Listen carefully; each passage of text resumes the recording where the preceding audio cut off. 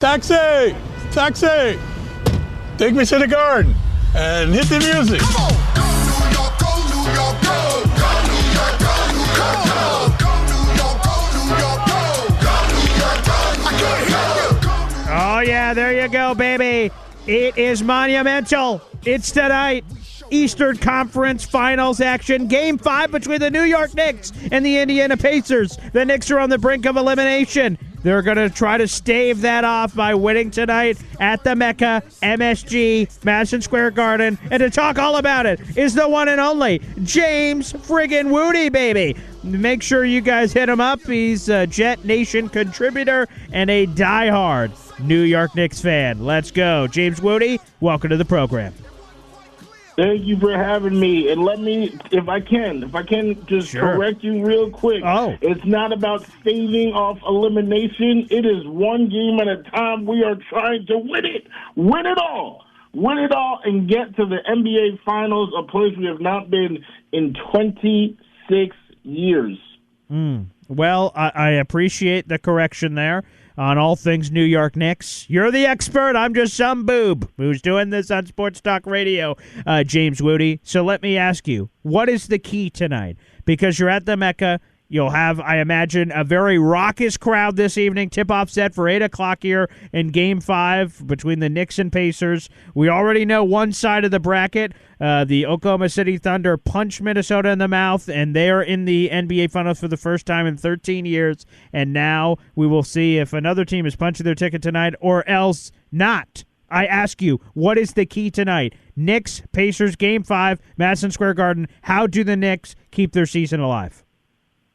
Well, you know, they say defense wins championships, and in the Knicks' best defensive game this series, they won the game.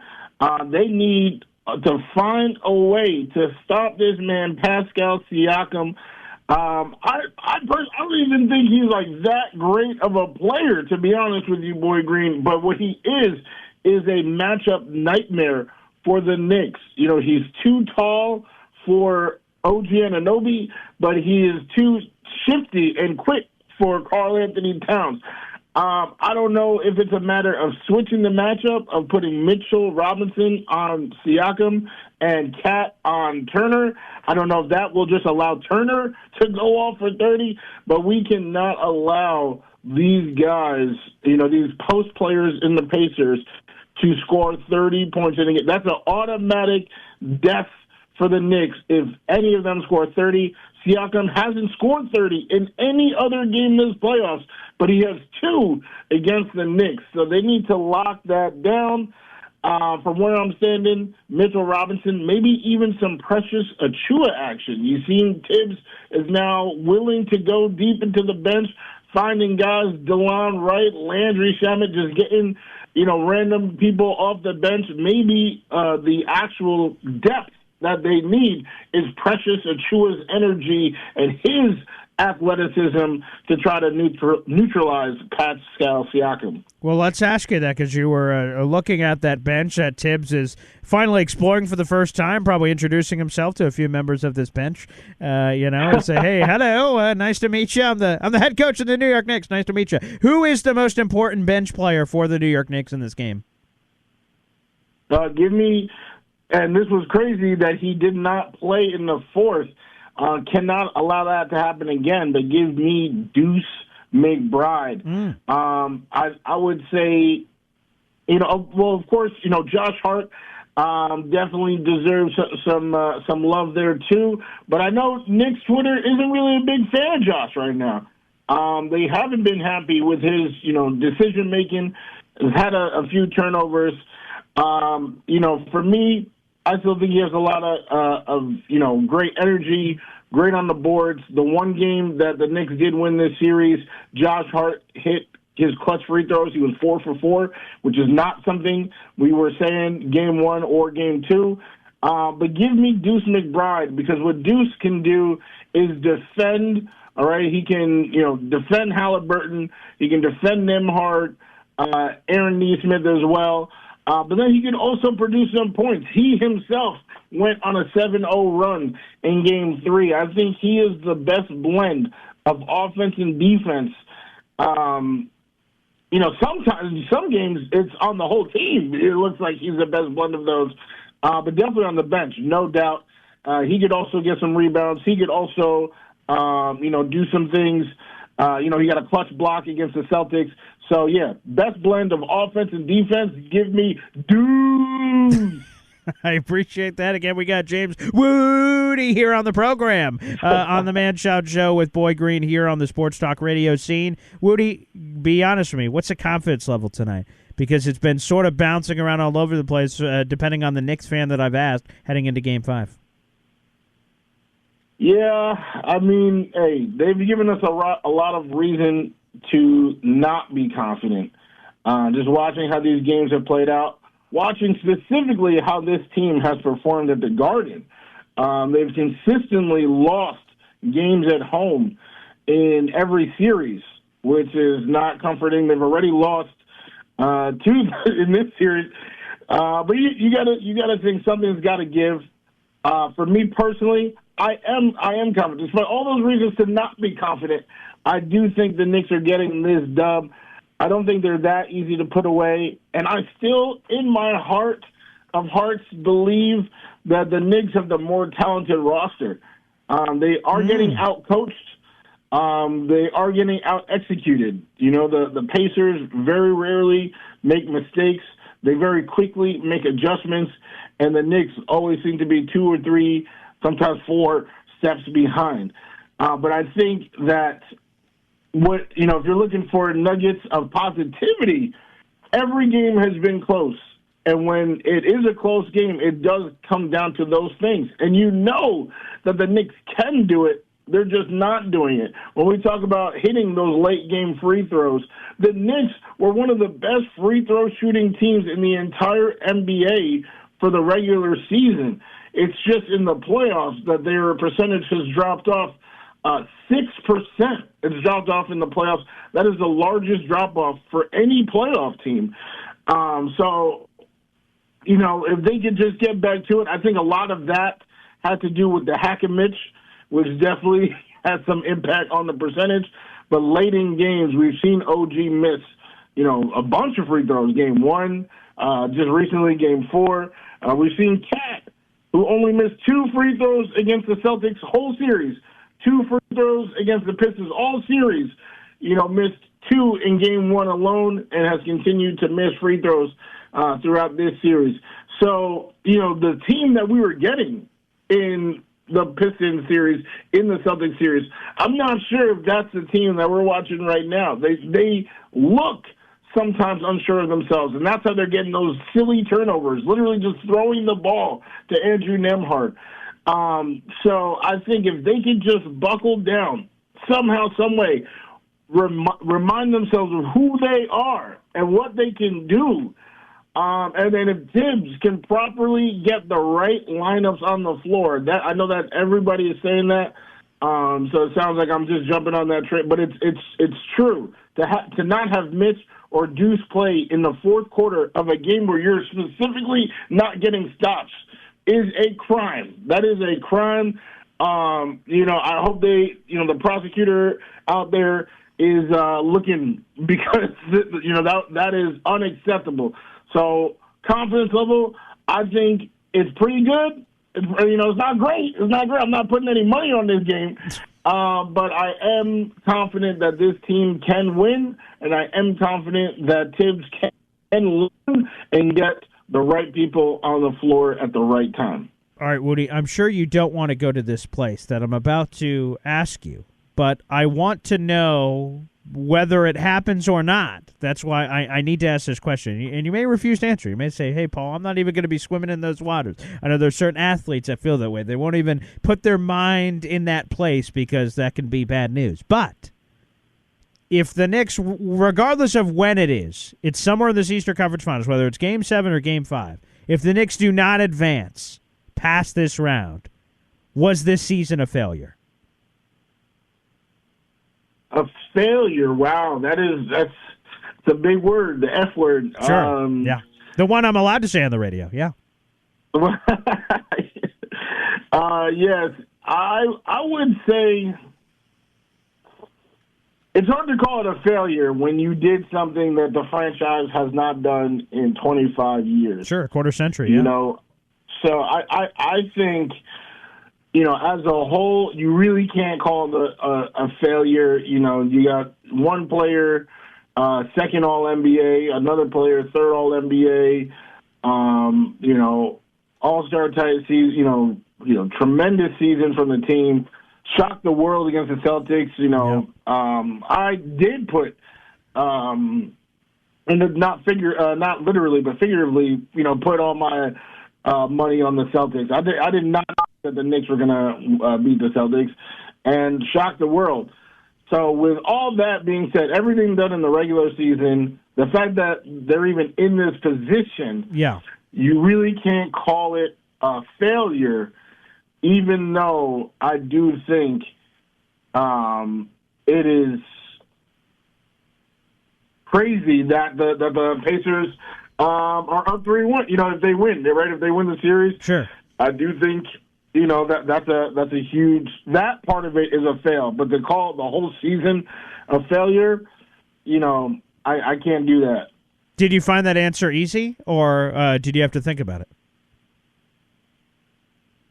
I guess I was thinking about, I was talking it out. Okay, that's fine. I just didn't know if you were doing it for the radio, you know, like, hey, I don't want to give you, is this season a failure? Yes. No.